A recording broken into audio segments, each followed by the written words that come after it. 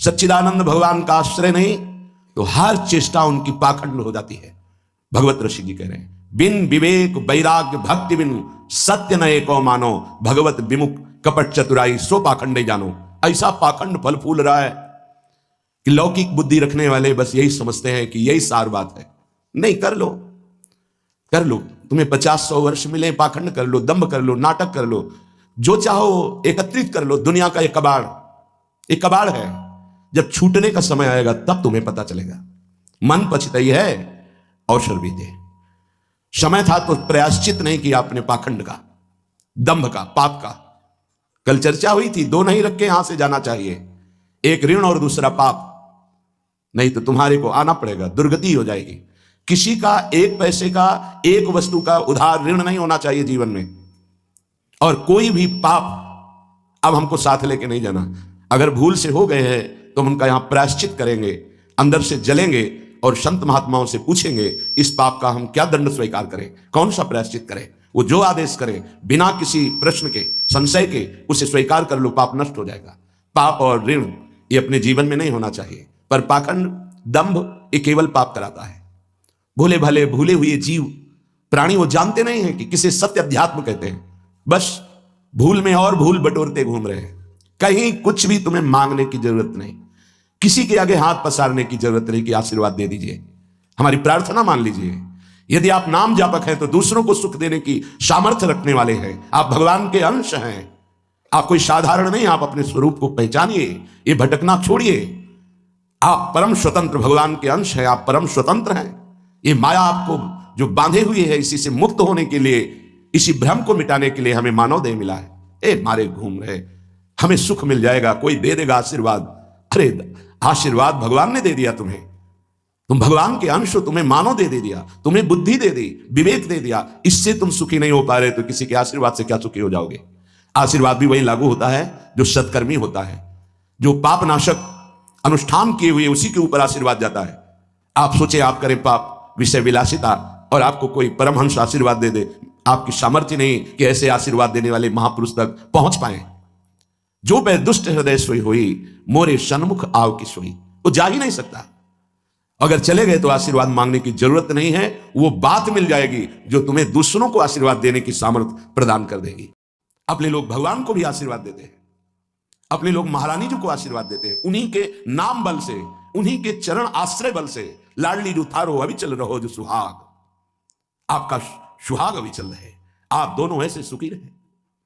जब हम अपने आराध्य देव श्यामा श्याम को आशीर्वाद दे सकते हैं, फिर और कौन बचा। तो किसके बल से? उनके नाम बल से, उनकी आराधना के बल से। क्या आप नाम जप नहीं कर सकते? क्या आप आराधना करके ऐसे समर्थ नहीं बन सकते?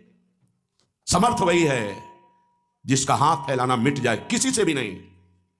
आपके पास नाम है, आपके पास मंत्र है, उपासना है, आप समर्थ हैं, पर आप अपनी वस्तु को पहचान ही नहीं रहे। नाम जप में रुचि नहीं, सतमार्ग सत्क्रियाएं ये रुचि नहीं, तो कहीं भी भाग के चले जाओ, दुख ही मिलेगा, अशांति मिलेगी, चिंता मिलेगी, आशीर्वाद नहीं मिलेगा। वो देगा भी तो लगेगा नहीं, क्योंकि हृदय में हमारे अंदर पात्रता नहीं आ रही। पात्रता नाम जप से आती। मान लो प्रार्थना, कुछ समझ में आवे या ना आवे, राधा राधा राधा। श्रीपाद कह रहे हैं, न राधा प्रियो ना भी वृंदावनम और नैव वृंदानि तत्प्रेम भाजाम। प्रेम भाजाम, जो प्रेम पात्र बन चुके हैं, जिनके हृदय में वृंदावन प्रकाशित हो चुका है, प्रिया प्रीतम खेल रहे हैं, ऐसे महापुरुषों का संग नहीं, वृंदावन का आश्रय वास नहीं, और प्रिया प्रीतम की उपासना नहीं, तो तुम्हारा जीवन धिक्कार। किस काम का जीवन? ये बच्चे पैदा करना, सोना, खाना, पीना, रहना, जीना, ये तो सुअर कुत्ता भी कर रहे हैं। देव दुर्लभ मनुष्य देह कही गई, बड़े भाग मानुष तन पावा, सुर दुर्लभ सदग्रंथन गावा, दुर्लभो मानुषो देहो। बड़ी महिमा किस बात की? भगवत प्राप्ति की, जीवन मुक्त होने के लिए, भजन रूपी धन कमाने के लिए। यदि भजन नहीं, ज्ञान नहीं, भक्ति नहीं, वैराग्य नहीं, तो फिर पशु से बढ़कर के तुम नहीं हुए, पशु से नीचे ही हुए। क्योंकि पशु तो अपने कर्मों का भोग भोग कर ऊपर उठ रहे हैं, तुम सबसे ऊपर आकर अब ऐसे कर्म कर रहे हो कि नीची योनियों को जाओगे। श्रीपाद कह रहे हैं, कोई भी आराधना किए बिना प्रभु की सुखी नहीं हो सकता, चाहे वो ब्रह्मा के पद में ही क्यों ना हो। सच्ची मानना, अगर सुख का अनुभव होगा तो भगवत आराधना से। ये बैठ जाए दिमाग में। भोगों में सुख नहीं है। अनंत ब्रह्मांडों में जितने भोग हैं सब माया के द्वारा रचित हैं। अगर वो सुखद भोग लग सकता है तो प्रभु को अर्पित करने के बाद, प्रभु से जुड़ने के बाद, प्रभु की दृष्टि पड़ने के बाद, जैसे ऐसे हम पाते हैं तो अन्न है, लेकिन जब प्रभु को अर्पित करते हैं तो वो प्रसाद हो जाता है, और प्रसाद पाप का नाश करके हृदय में प्रसन्नता प्रकट करता है। प्रसन्नता ही भगवत आनंद की तरफ आगे बढ़ाती है। समझ में नहीं आ रहा, हम बार बार भटक रहे हैं इन्हीं भोग, इन्हीं सुविधाओं को सुख मान। अगर नाम जप नहीं चल रहा तो समेट लो जितनी सुख सुविधाएं। अंतिम समय हमारी बात याद करना, कुछ तुम्हारे हाथ नहीं लगेगा। अब भी देख लो, कोई 20 का है, कोई 50 का, कोई 40 का, 30 का। इतना समय व्यतीत हो गया, क्या है तुम्हारे पास जो यहां से ले चलोगे? और कौन सी अनुभूति है जिसमें तुम तृप्ति का अनुभव कर रहे हो कि मुझे ये मिला, मैं तृप्त हो गया? कुछ नहीं, जीरो पे जीरो हो। वही वासना, वही मांग, वही चिंता, वही शोक, वही भय, वही कामना। परमानंद एक भी है नहीं, वो बिना भगवत आराधना के नहीं। श्रीपाद कह रहे हैं, हिरण्मम राधा नागर चरण मरणे पिनैव विस्मरतु तनुरपि न विपत् कोटिषु जीवन वृंदावनम क्षणम त्यजतु। ये बहुत सुंदर बात मांग रहे हैं।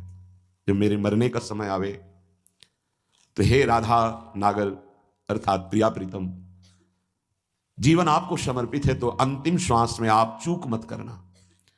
यदि जीते जी मैं आपके योग्य नहीं हुआ, आपने दर्शन नहीं दिए, आप नहीं मिले, चलेगा। क्यों? क्योंकि नाम आपका है ना, नाम के सहारे जी लेंगे हम आपकी लीला गुण गायन करके जी लेंगे, आपके प्रेमी जनों के संग से, आपके चरणारविंद के अनुराग रंग में हम जी लेंगे। पर अंतिम समय आप, बहुत सुंदर बात है, भक्तों ने मांगा भी है, कह रहे हैं कि अंतिम समय आप मेरे हृदय में स्फुरित हो जाए। जब मैं शरीर छोड़ रहा हूं उस समय केवल प्रिया प्रीतम। निश्चित निश्चित ये हमारा विश्वास, हमारा हृदय इस बात को पक्का करता है कि जैसे भी बने हम लगे रहे हैं जीवन भर प्रभु के चरणों में, तो अंतिम में प्रभु फिर अपनी कृपा विशेष करते हैं। उस उपासक के हृदय में प्रभु स्फुरित हो जाते हैं, स्मरण रूप में या रूप रूप में स्फुरित हो जाते हैं। यदि जीवन में किसी महात्मा का संग रहा है, श्री प्रिया प्रीतम की किंचन मात्र आराधना बनी है, धाम आदि भगवत पुरियों का, धामों का तीर्थाटन अवगाहन थोड़ा भी वास हुआ है, वो अंदर से आश्रय प्रभु का रहा है, तो अंतिम समय उसके भगवान पधारते हैं। निश्चित ये हमारा विश्वास कहता है, क्योंकि अंतिम गति ही परमपद या अगला जन्म या दुर्गति, अंतिम क्षण जो होता है वो महामहिम माना जाता है। कहते आपके विश्वास से क्या प्रमाण क्या है? तो अजामिल संध्या करने वाला, शास्त्र स्वाध्याय करने वाला, धर्माचरण परायण और बुजुर्गों की, गुरुजनों की सेवा करने वाला था। उस सेवा के लिए ही जंगल में समिधा लेने गया था। वहां व्यभिचार परायण वैश्या और व्यक्ति को देखा, कामांध हो गया। एक दृश्य ने उसे पूरे जीवन को बर्बाद कर दिया। तो अंतिम समय में जब वृद्धावस्था की सीमा चल रही थी कि उस समय संतान का योग था ही नहीं, पर संत जन आए और उन्होंने कहा कि अब जो संतान होगी उसका नाम नारायण रखना। अत्यंत आसक्ति छोटे पुत्र में होने के कारण मरने के समय वो उसे बुला रहा था, नारायण नारायण। तो शायद वो आवाज वहां तक ना पहुंची हो, पर नारायण के पार्षद आ गए और उसको परम पद मिला। ये घटना क्यों घटी? क्योंकि धर्मात्मा था, वो अच्छे आचरण करने वाला था। कुसंग से भ्रष्ट हो गया तो क्या हुआ? हरि ने अंतिम संभाल दिया। तो जो अपने जीवन में प्रयासरत है कि नाम जप करूं, जीवन में प्रयासरत है कि हमसे कोई पापाचरण ना हो जाए, जीवन मेरे जीवन धन प्रभु के लिए है, तो ये हमारा विश्वास है अंतिम उसका बहुत मंगलमय होगा।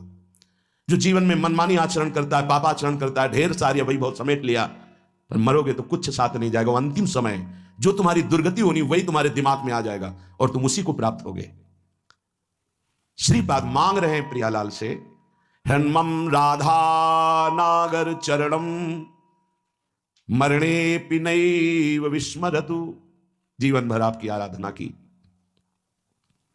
अब अंतिम समय जब मेरा मरने का आवे तो हे प्रिया प्रीतम आप स्फुरित हो जाए, आपके चरणारविंद हमारे हृदय में स्फुरित हो जाए।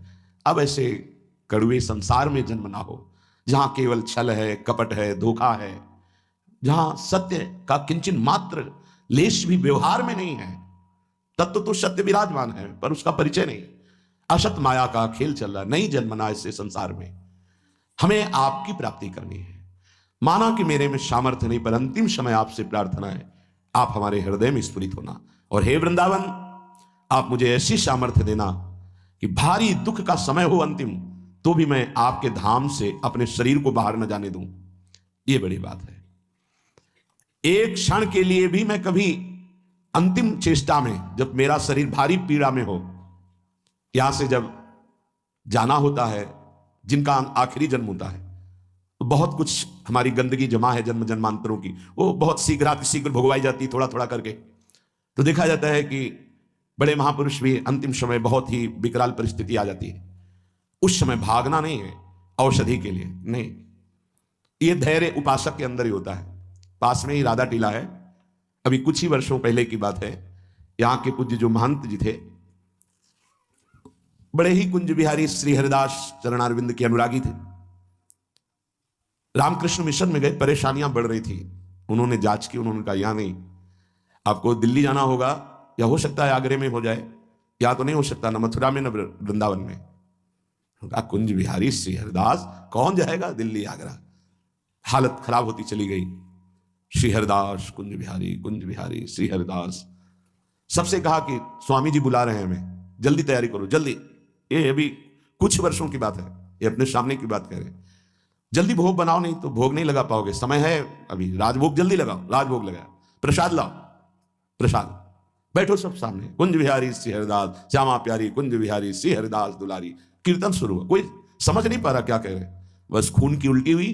बोले स्वामी जी बुला रहे, चले गए। ये है जीवन भर की आराधना का स्वरूप। बड़ी विचित्र होती, उस समय आराध्य देव ही संभालते हैं। पूज्य शिवड़िया बाबा बैठे हुए हैं, इधर प्रभुदत्त ब्रह्मचारी जी की कथा नीचे बैठ करके एक संत सुना रहे हैं। हजारों की संख्या में सभा भरी। बाबा ने कहा आज यहां स्मशान होगा। अचानक कौन समझ पावे महापुरुषों की, आज यहां स्मशान होगा। आज हम पहले 2 श्लोकों की व्याख्या करते हैं। जिसका जन्म होता है उसकी मृत्यु निश्चित होती है। आत्मस्वरूप जन्मा है, उसकी कभी मृत्यु नहीं होती। धैर्यवान कभी मृत्यु से विचलित नहीं। कोई समझ ही नहीं पा रहा कि बाबा आज बेप्रसंग की चर्चा कैसे कर रहे हैं। अच्छा तो सब सुनो, जो चर्चा हो रही सुनो। प्रभुदत्त ब्रह्मचारी जी की भागवत, ओम शांत बैठ गए। आखिरी ओम बाबा का था। इतने में वही आश्रम में रहने वाला एक कुछ विक्षिप्त टाइप का, क्या भगवान दास कुछ ऐसे ही नाम था, वो आया, कहने लगा लाओ हम चवर डुलाएंगे।